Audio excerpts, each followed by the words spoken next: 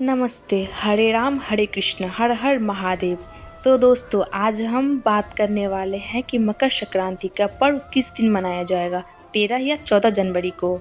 आइए इस वीडियो के माध्यम से जानते हैं। हिंदू धर्म में मकर संक्रांति का पर्व विशेष महत्वपूर्ण होता है। जब सूर्य देव धनु राशि से निकलकर मकर राशि में प्रवेश करते हैं तब मकर संक्रांति मनाई जाती है, जिसे सूर्य का उत्तरायण होना भी कहते हैं। और इसी दिन से खरमास में रुके हुए सभी शुभ मांगलिक कार्य फिर से प्रारंभ हो जाते हैं। नए साल का सबसे पहला पर्व मकर संक्रांति ही होता है और इस बार साल 2026 में 14 जनवरी को मकर संक्रांति का पर्व मनाया जाएगा। 14 जनवरी को दोपहर में 3:13 पर सूर्य नारायण मकर राशि में प्रवेश करेंगे। ऐसे में 14 जनवरी को ही मकर संक्रांति का पर्व मानकर इसी दिन गंगा स्नान और स्नान के बाद फिर दान भी किया जाएगा।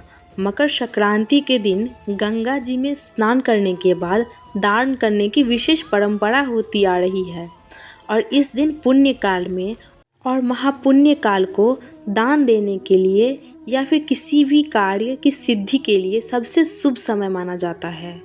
इस बार मकर संक्रांति के दिन पुण्य काल दोपहर 3:13 से शाम के 5:45 तक रहेगा।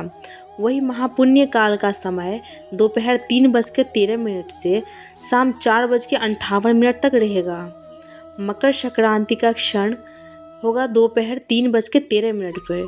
हिंदू कैलेंडर में पूरे वर्ष भर में 12 संक्रांतियाँ होती हैं, लेकिन मकर संक्रांति अपने धार्मिक महत्व के कारण सभी संक्रांतियों में सबसे अधिक महत्वपूर्ण मानी जाती है, जिसे लोग खिचड़ी भी कहते हैं।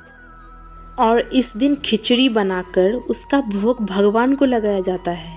प्रसाद के रूप में स्वयं भी ग्रहण किया जाता है और लोगों में भी बांटा जाता है। लेकिन इस बार मकर संक्रांति के दिन ही एकादशी पड़ने के कारण इस दिन आप खिचड़ी ना बनाकर केवल खिचड़ी का चाहे तो दान कर सकते हैं।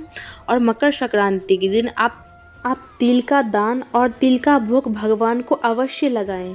खिचड़ी की जगह पर आप तिल और गुड़ का भोग लगाकर उसी को प्रसाद के रूप में बांट सकते हैं, क्योंकि इस बार एकादशी पड़ रही है।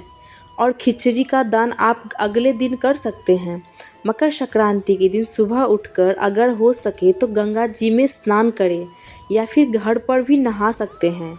अगर आप गंगा जी में स्नान ना कर सकें तो नहाने के पानी में काले तिल और गंगा जल मिलाकर स्नान करें। सूर्य देव को काले तिल मिलाकर जल अर्पित करें। 1 लोटा जल अपने पितर को अर्पित करें। फिर तिल, गुड़, खिचड़ी, गर्म वस्त्र और अपनी समर्थ के अनुसार दक्षिणा का दान करें। इस दिन 14 की संख्या में सामग्रियों का दान करना बहुत शुभ माना जाता है, जिससे सुख समृद्धि आती है और सूर्य देवता तथा शनि देवता भी प्रसन्न होते हैं, क्योंकि मकर संक्रांति का दिन विशेष पूर्ण रूप से सूर्य नारायण को समर्पित है।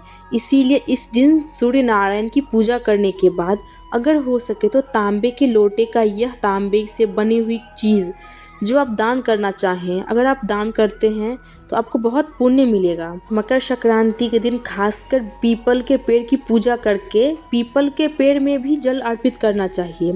यह थी आज की वीडियो। अगर आपको वीडियो अच्छी लगी हो तो प्लीज़ मेरे वीडियो को लाइक करें, शेयर करें और ज़्यादा से ज़्यादा सब्सक्राइब करें। तो मिलते हैं नेक्स्ट वीडियो में एक नई कहानी के साथ। राधे राधे। कमेंट सेक्शन में राधे राधे ज़रूर लिखें।